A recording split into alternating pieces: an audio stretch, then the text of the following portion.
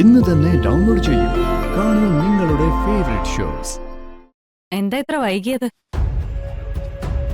അത് പിന്നെ എനിക്ക് ബിസിനസ് ചെയ്തതിന്റെ പഴയ കുറച്ച് പേയ്മെന്റുകൾ കിട്ടാനുണ്ടായിരുന്നു. അത് കളക്ട് ചെയ്യാൻ പോയതായിരുന്നു. എന്നിട്ട് കളക്ട് ചെയ്തോ? എവിടെ, ഡീല് നടത്തിയിട്ട് കുറെ കാലം ആയില്ലേ. പലർക്കും അതിനെപ്പറ്റി ഓർമ്മയില്ലത്ര. ഓർമ്മയില്ലാത്തതല്ല, ഓർമ്മക്കേട് അഭിനയിക്കുന്ന.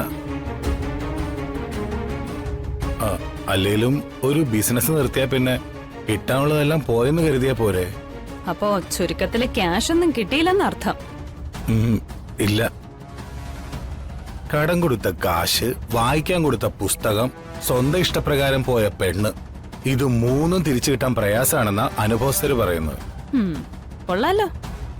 ഭാര്യയോട് പറയാൻ അങ്ങനെ ഒരു ന്യായവും മനസ്സിൽ ഫിക്സ് ചെയ്തിട്ടാ വരവല്ലേ?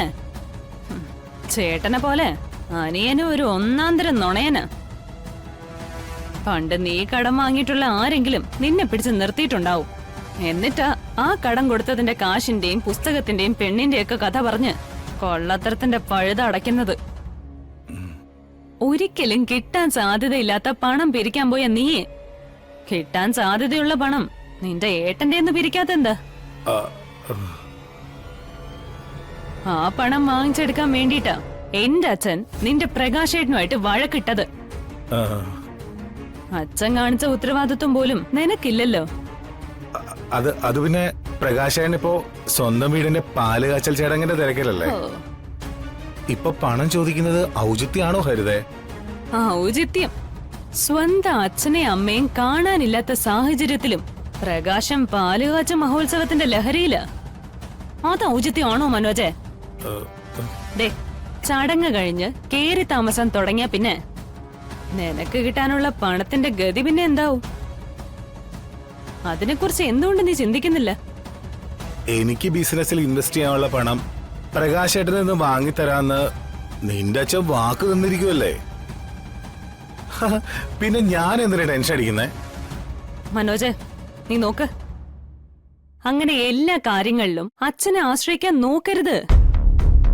സ്വന്തമായിട്ട് 10 പണം ഉണ്ടാക്കാൻ വേറെ എന്തെങ്കിലും വഴി നോക്കണം. വേറെ എന്ത് വഴിയാ ഞാൻ നോക്കണ്ടത്? സ്വന്തം അച്ഛനെ പിഴിഞ്ഞു പറ്റിച്ച് ജീവിച്ചതുപോലെ കരുണാകര കുറുപ്പിനെ പിഴിഞ്ഞ നീര് കിട്ടാൻ പോകുന്നില്ല മോനെ. എങ്ങനെയും പണം ഉണ്ടാക്കാൻ നോക്ക്. ഇല്ലെങ്കിലേ മരുമോനെ അമ്മായിയപ്പം വിധിക്കുന്നത് പെരുവഴിയായി പോവും.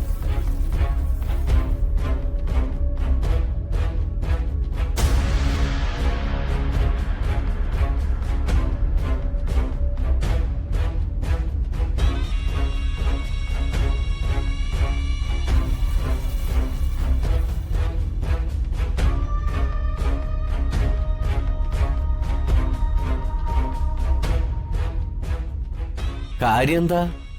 അച്ചായനും ഞാനും തമ്മിലുള്ള ഇരിപ്പ് വശം അതാണ്.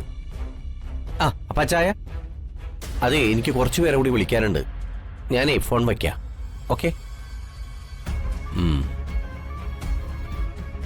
അച്ചായൻ അങ്ങനെ വെറുതെ വന്ന് തിന്നിട്ട് പോകണ്ട. ഓ, ഇനി വിളിക്കാനുള്ളവരൊക്കെ നാളെ വിളിക്കാം. മാനത്തെ കൊട്ടാരം